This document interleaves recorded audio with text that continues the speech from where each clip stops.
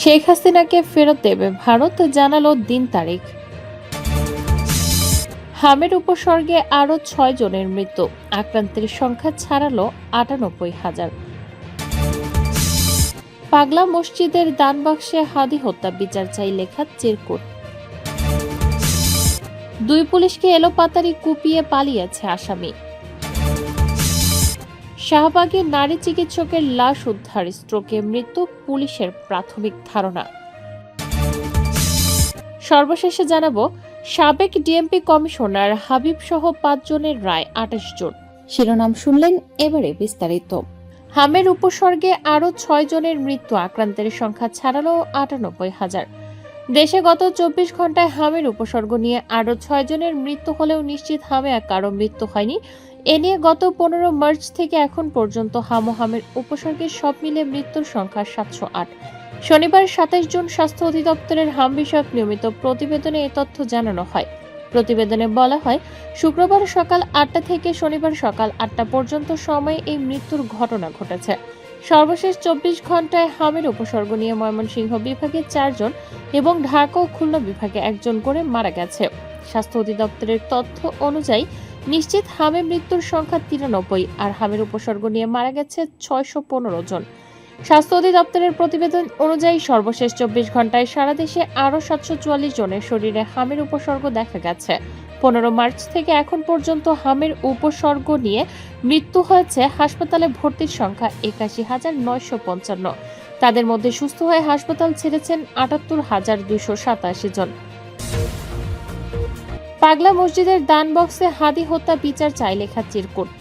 কিশোরগঞ্জের ঐতিহাসিক পাগলা মসজিদের দান বাক্সে বিপুল পরিমাণ টাকা ও স্বর্ণালংকারের পাশাপাশি এবারও পাওয়া গেছে অসংখ্য নামে বেনামে লেখা চিঠি ও চিরকুট। এর মধ্যে একটি চিরকুটে ইনকিলাব মঞ্চের মুখপাত্র শহীদ শরীফ ওসমান বিন হাদি হত্যার বিচার দাবি করেছেন এক ব্যক্তি। শনিবার ২৭ জুন সকাল ৭টায় ৬ মাস পর পাগলা মসজিদের ১৩টি দানবাক্স খোলা হয়। এতে রেকর্ড ৪৩ বস্তা টাকা পাওয়া যায়। পরে মসজিদের দ্বিতীয় তলায় দানের টাকা গণনার কাজ শুরু হয়। গণনার সময় বিভিন্ন ব্যক্তি রেখে যাওয়া চিঠি ও চিরকুটও উদ্ধার করা হয়। এসব চিরকুটের একটিতে লেখা ছিল হাদি হত্যার বিচার চাই। এছাড়া আরেকটি চিঠিতে বাংলাদেশ ফুটবল দলকে ২০৩০ সালের বিশ্বকাপ দেখতে চেয়ে ফুটবল প্রেমী আল্লাহর কাছে প্রার্থনা করেছেন। চিঠিতে তিনি বাংলাদেশের ফুটবলের উন্নতি, খেলোয়াড়দের সফলতা এবং বিশ্বকাপের মঞ্চে লাল সবুজের পতাকা ওড়ানোর স্বপ্ন পূরণের জন্য দোয়া করেন।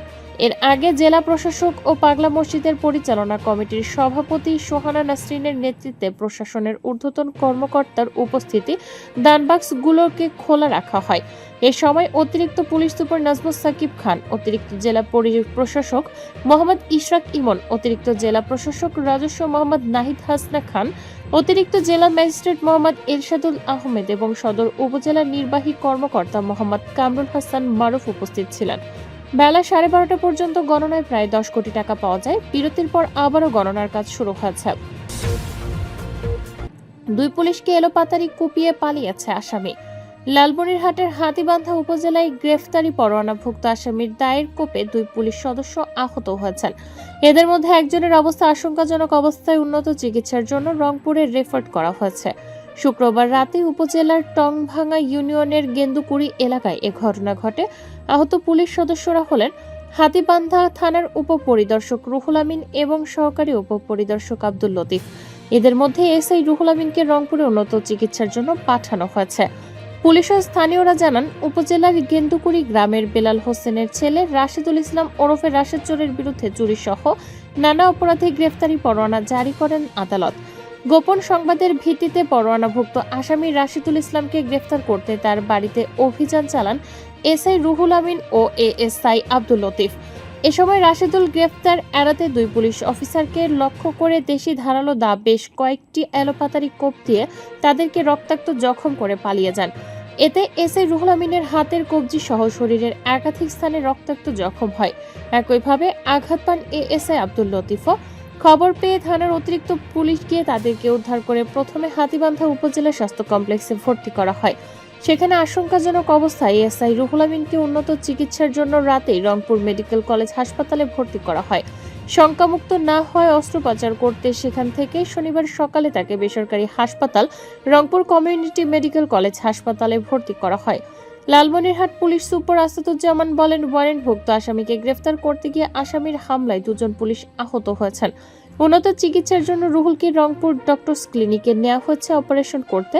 তাদের চিকিৎসার খোঁজ খবর নেওয়া হচ্ছে। এই ঘটনায় আইনি ব্যবস্থা নেওয়া হবে বলেও জানান তিনি। শাহবাগে নারী চিকিৎসকের লাশ উদ্ধার, স্ট্রোকে মৃত্যু পুলিশের প্রাথমিক ধারণা। রাজধানীর শাহবাগ আজিজ সুপারমার্কেটের একটি ফ্ল্যাট থেকে ফারা ফেরদৌস বয়স 32 নামে এক নারী চিকিৎসকের গলিত মরদেহ উদ্ধার করেছে পুলিশ।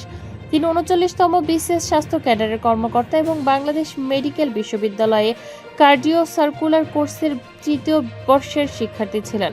পুলিশের প্রাথমিক ধারণায় স্ট্রোকের কারণে তার মৃত্যু থাকতে পারে, তবে ময়নাতদন্তের প্রতিবেদন পাওয়ার পর মৃত্যুর প্রকৃত কারণ নিশ্চিত হওয়া যাবে। পুলিশ ও পারিবারিক সূত্র জানায় 2022 সাল থেকে আজিজ সুপার মার্কেটের 14 তলার একটি ফ্ল্যাটে একাই বসবাস করতেন ফারা। তার গ্রামের বাড়ি খুলনার ফুলতলা উপজেলায়।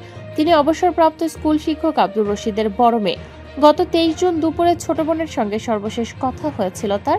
এরপর থেকে পরিবারের সঙ্গে আর কোনো যোগাযোগ হয়নি।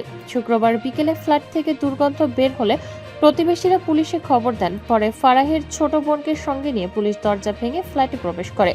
শাহবাগ থানার উপপরিদর্শক একরামুল হক জানান, ফ্ল্যাটের ভেতরে খাটের ওপর বসা অবস্থায় টেবিলের ওপর মাথা নোয়ানো অবস্থায় ফারাহের মরদেহ পাওয়া যায়।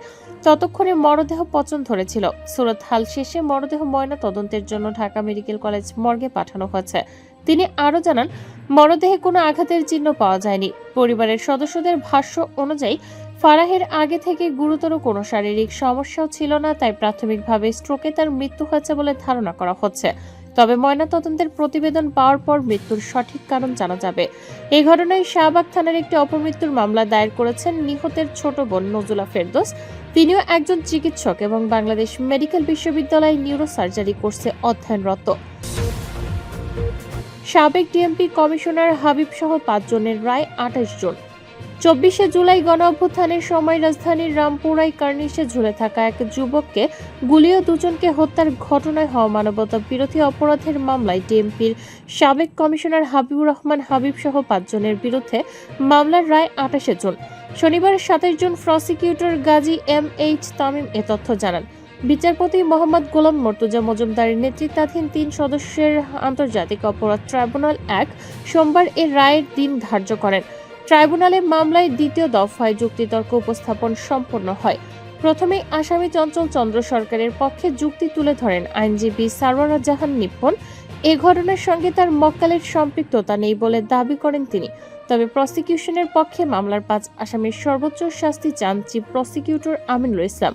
উভয় পক্ষের যুক্তিতর্ক শেষে রায় ঘোষণার জন্য দিন নির্ধারণ করেন ট্রাইব্যুনাল। গত 10 জুন পুনরায় সাফাই সাক্ষ্য দেন রামপুরা পুলিশ ফাঁড়ির তৎকালীন এএসআই চঞ্চল চন্দ্র সরকার। জবানবন্দিতে এক প্রসিকিউটরের বিরুদ্ধে অভিযোগও আনেন তিনি। চলতি বছরের 13 জানুয়ারি প্রথম ধাপে সাক্ষ্য দেন এই আসামি। এ মামলার আসামি 5 জন। এর মধ্যে পলাতক 4 জন হলেন ঢাকা মহানগর পুলিশের সাবেক কমিশনার হাবিবুর রহমান, খিলগাঁও অঞ্চলের সাবেক এডিসি মোহাম্মদ রাশেদুল ইসলাম, রামপুরা থানার সাবেক ওসি মশিউর রহমান ও সাবেক এসআই তরিকুল ইসলাম ভূঁইয়া।